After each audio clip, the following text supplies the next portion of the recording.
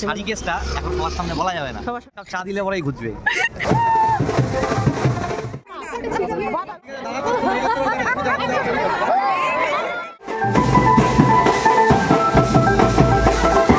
Hello friends, আমি তোমাদের বলেছিলাম যে দ্বিতীয় ভ্লগটা কিছুদিন পরে দেব, কারণ পুরো ভিডিওটা আমি একবারে একটা ভ্লগে দিতে পারিনি, যার জন্য আমি আর একটা পার্টে দিচ্ছি। তোমরা স্কিপ না করে পুরো ভিডিওটা দেখে নিও। তো দেখো, ছেলের বাড়ি থেকে গায়ে হলুদের তত্ত্ব এসে গিয়েছে, যার জন্য, আর যেহেতু ছেলের বাড়ি কলকাতা, অনেকটা দূর, তো ওরা তো ভোরবেলা চলে এসেছিলো, তো সেহেতু ওদের বাড়ি থেকে বেশি লোকজন আসেনি, তো যার জন্য কি হয়েছে, ওরা অল্প কয়েকজন এসে আশীর্বাদ করতে, আর আমাদের মেয়ের বাড়ির যে লোকজন তারা সকলে মিলে তত্ত্বগুলো গাড়ি থেকে বের করে নিয়ে এসেছিলো।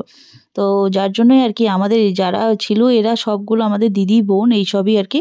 তো সকলে মিলে তত্ত্বগুলো নিয়ে বাড়িতে নিয়ে যাওয়া হচ্ছে, যেহেতু গায়ে হলুদের তত্ত্ব এসে গেছে আর টাইমও হয়ে গিয়েছে, মেয়েকে পাঠানো হবে সাজানোর জন্য পার্লারে। তো দেখো, এইগুলো তত্ত্ব এসেছে ছেলের বাড়ি থেকে, তো প্রচুর তত্ত্ব এসেছে আর সুন্দর করে সাজিয়েছে ওরা। দেখো, এখন আশীর্বাদ হবে আর ভালো লাগে। আর আমি কি করব বলো, যেহেতু আমি ওখানে মানে খুব কম সময় আমাকে ওইখানে দেখা যাচ্ছে, কারণটা হচ্ছে গিয়ে মানে আমার ক্যামেরাটা কে করে দেবে, যার জন্য আর কি আমি নিজেই ক্যামেরা করেছি, তো যার জন্য আর কি আমাকে খুব কম সময় ওখানে দেখা গিয়েছে। তো যাই হোক, আমি ওই সকলেরটা তুলেছি, কিন্তু আমি ওখানে বাদ পড়ে গিয়েছি। তো এইবার একটু আমায় দেখা যাবে, কারণটা হচ্ছে গিয়ে, আর বিয়েবাড়ি তো আমাদের যাওয়ার কথা ছিল না, যদিও ভেবেছিলাম যে তোমাদের দাদাভাই না এলে আমি যাবো না। তো যাই হোক, এসেছে যখন তখন তো আমি যাবই। তো যার জন্য বিয়ে বাড়িতে আমি গিয়েছিলাম, কারণ সব অনুষ্ঠানে তো আমরা একসঙ্গে যেতে পারি না, যার জন্য আর কি ভেবেছে যে যাবই আর কি, যার জন্য আমি এসেছি বিয়েতে। তো ভীষণই মজা হয়েছিল, ভালো লেগেছিল। তো দেখো, মেয়ে আশীর্বাদ হচ্ছে, ছেলের বাড়ি থেকে এসে ছেলের মামা, সম্ভবত মামা, বরের বাড়ি থেকে যে কয়েকজন এসেছিল তাদেরকে হোটেলে রাখা হয়েছিল, তো তারা ওখান থেকে আশীর্বাদ করতে এসেছিল। তো তারপর দেখো, গায়ে হলুদের জন্য দেখো যতজন আমরা দাঁড়িয়ে পড়েছি, একদম সব দিদি বোন মাসি মিলে, সকলে মিলে।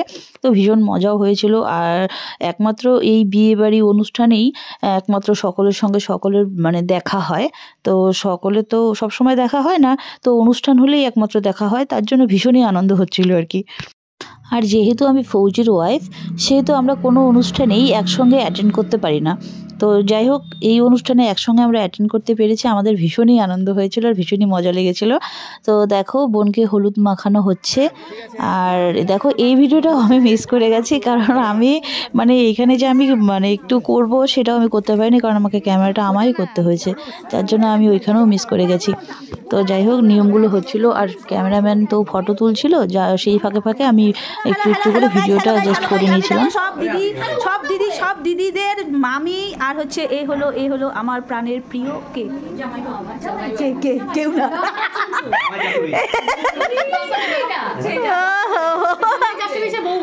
আর ওই হচ্ছে সব কমপ্লিট করার পরে তারপরে আমি চলে গিয়েছিলাম সাজতে।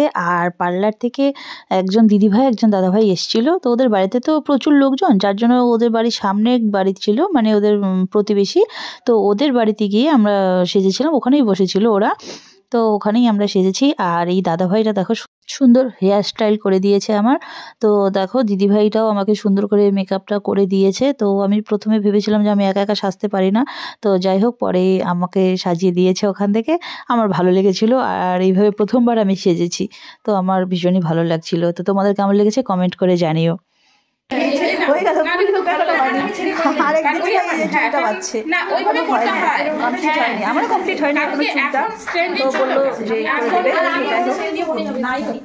তো চলো, পুরো সাজটা আমি একবার তোমাদের দেখিয়ে দিই। আর পরে দিদিভাইটাকে বলেছি তুমি একটু ভিডিও করে দাও, তার জন্য করে দিয়েছিল। আর শাড়িটা কিন্তু আমি পরেছি, আর আমার ফৌজিবাবু পিন করে দিয়েছে সুন্দর করে, শাড়িটা কুচিগুলো ধরেছে, সুন্দর করেছে কিন্তু। তো যাই হোক, ও থাকলে আমার কোনো অসুবিধে হয় না। ফাইনাল লুকে আমায় কেমন লাগছে?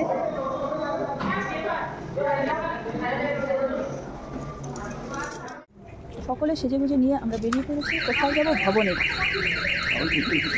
আমরা চলে এসেছি এইখানে, বিয়ের আসরটা এখানে করেছে, এই যে দেখো।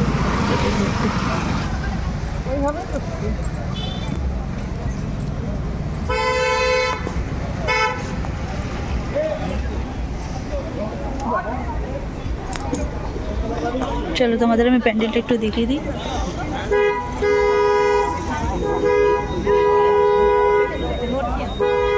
ফুচকা, কফি আর কি সব বসেছে, পকোড়া।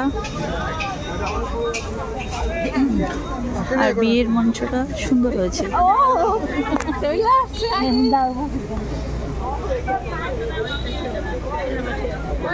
মা, মেয়ের মা বড় চাদর নিয়ে বলে খুব যন্ত্রণা হয়েছে। মেয়ের মা একটু সেজেছে, এদিকে ঘোরো একটু। এই হলো দিদি, দেখো এই দিদি। দেখো বরের গাড়ি চলে এসছে, এখন বরকে বরণ করা হবে।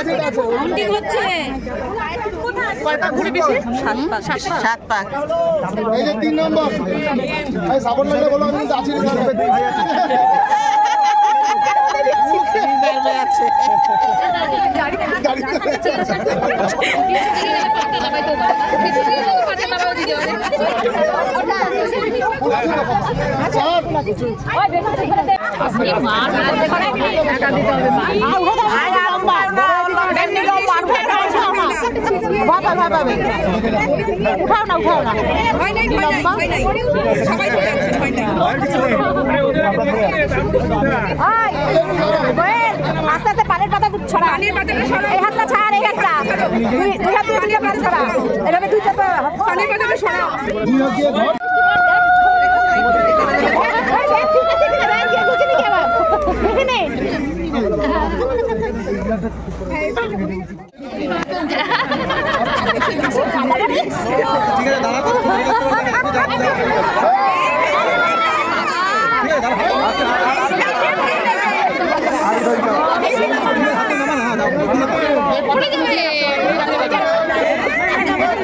না না মাসে বেশি না বলবো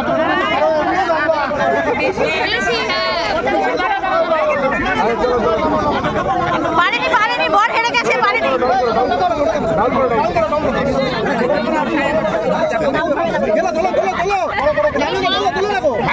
যদি উঠাতে হয় বলি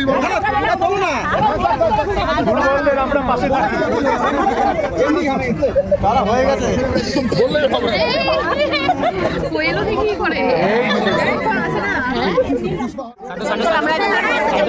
বসিয়ে দিচ্ছি। আমি ওটাই বলছি, এখানে দাঁড়ানো যায় না। কোন দিকে কোন দিকে? সামনে দিয়ে ওই পাশটা ফাঁকা করো গো। ওই দিকে না, কোথায় বসাবে? পড়বি না, বাবা সরো, বাবা সরো।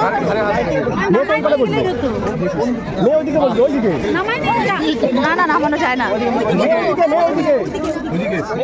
তো অনেকটাই রাত হয়ে গিয়েছিল, তো যার জন্য ভেবেছিলাম যে খাবারটা আমরা কমপ্লিট করে নিই, তাই বসে গেছি খেতে। আস্তে আস্তে বিয়ের এক পর্ব শেষ হয়ে গিয়েছে, দ্বিতীয় পর্বটা হবে তবে একটু বাদে। আর সকলে খেতে গিয়েছে।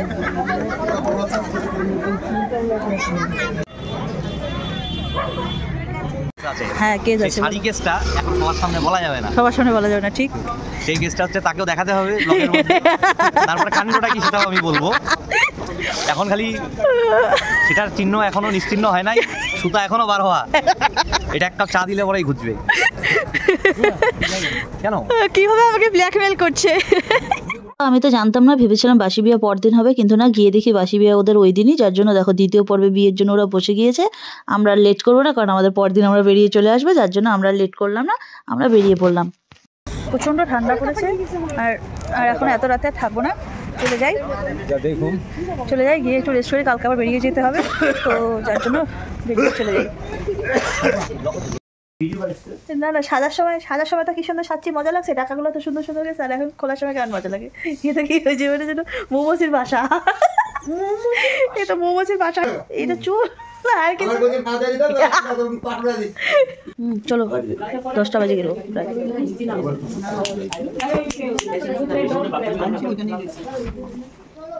সবাইকে টাটা।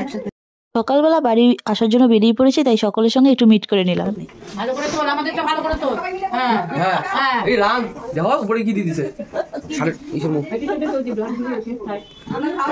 সকলকে টাটা করে আমরা বেরিয়ে পড়ছি বাড়ি থেকে। আর সকলের সঙ্গে দেখা হলো, মজা হলো, আনন্দ হলো। আমার তো ভীষণই ভালো লাগলো। তো তোমাদের কেমন লাগলো তোমরা একটু কমেন্ট করে জানিও। আর আমরা গেটের বাইরে যখনই বেরিয়ে এসেছি বরকনে ভবন থেকে বাড়ি চলে এলো। তো সকলকে টাটা করে দিলাম। আর আমাদেরকে দাদাভাই বাস স্টপে একটু ছাড়তে যাবে, তো যার জন্য ওর গাড়িতে করে আমাদেরকে একটু পৌঁছে দেবে। তোমাদের কেমন লাগলো জানিও।